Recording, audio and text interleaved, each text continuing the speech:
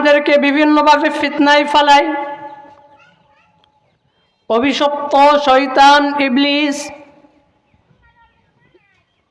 তো তখন আল্লাহ পাক রব্বুল আলামিন ইবলিসকে জান্নাত থেকে বের করে হযরত আদম আলাইহিস সালামকে জান্নাতে দিলেন। তো দীর্ঘদিন হযরত আদম আলাইহিস সালাম জান্নাতে থাকার পরে একা একা মনে করতেছিল নিজেকে একা একা মনে করতেছিল। সবসময় একাকী লাগতো, কোনো সাথী নাই, কিছু নাই।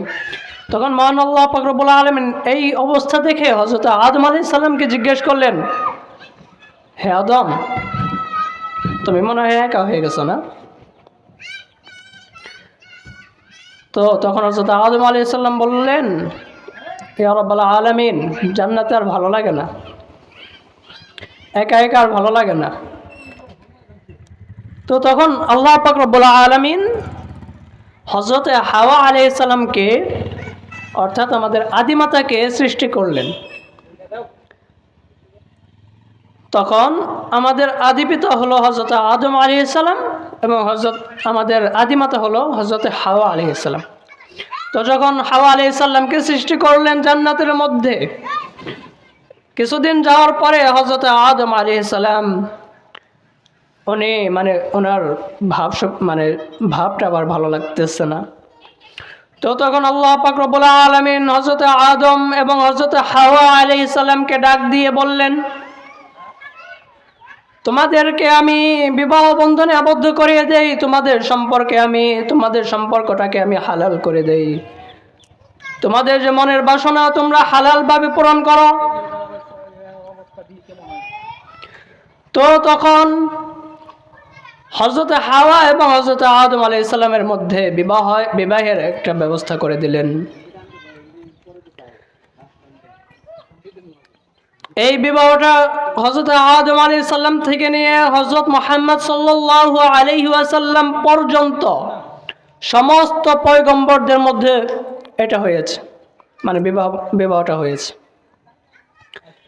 তো হযরত আদম আলাইহিস সালাম থেকে নিয়ে হযরত মুহাম্মদ রাসূলুল্লাহ সাল্লাল্লাহু আলাইহি ওয়াসাল্লাম পর্যন্ত যে বিবাহটা হয়েছে, মাঝে মাঝে কিছু পয়গম্বরের মধ্যে বিবাহ হয় নাই। এটা আল্লাহ তাআলার কিছু নিদর্শন ছিল। তো এই বিবাহের মাধ্যমে জিনা নামক যে গুনাহটা, এই গুনাহ থেকে আমরা বাঁচতে পারি। কিভাবে? মহান আল্লাহ পাক রব্বুল আলামিন এই বিবাহের মাধ্যমে মহান আল্লাহ পাক রব্বুল আলামিন একটা ছেলে আর একটা মেয়ে, একটা পুরুষ আর একটা নারীর মাঝে সম্পর্কটাকে হালাল করে দেন। অর্থাৎ তাদের সাথে দেখা সাক্ষাৎ, কথাবার্তা এবং যদি কখনো মনে কোনো বাসনাও জাগে, ওইটাও হালাল। পয়গম্বরদের সুন্নাত, অর্থাৎ এটা সব হয় বিবাহের মাধ্যমে। আর যদি এটা বিয়ে ছাড়া হয়, তখন এটা জিনা, গুনাহ। তো ইসলাম নেগেটিভের জায়গায় পজিটিভ আমাদেরকে রাস্তা দেখাইছে। যেই জিনিস থেকে নিষেধ করেছে, ওইটার উল্টো জিনিস মহান আল্লাহ পাক রব্বুল আলামিন সৃষ্টি করে দিয়েছে, তৈরি করে তারপর আমাদেরকে নিষেধ করেছে। শুধু নিষেধ করেন নাই, যেই জিনিসটা নিষেধ করছেন ওই জিনিস থেকে বাঁচার জন্য পন্থাও আল্লাহ পাক রব্বুল আলামিন বলে দিয়েছেন। যেমন কোনো ব্যক্তি যদি নেশাগ্রস্ত হয়, তার নেশা ছাড়া কোনো কিছু ভালো লাগে না, এমন কোনো ব্যক্তি যদি দিন রাত 24 ঘন্টা না হোক,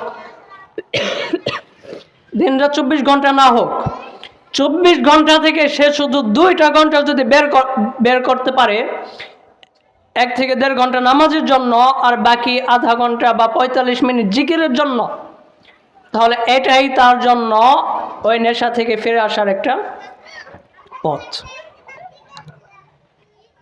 মহান আল্লাহ পাক রব্বুল আলামিন এই পথটাও দেখিয়ে দিয়েছে।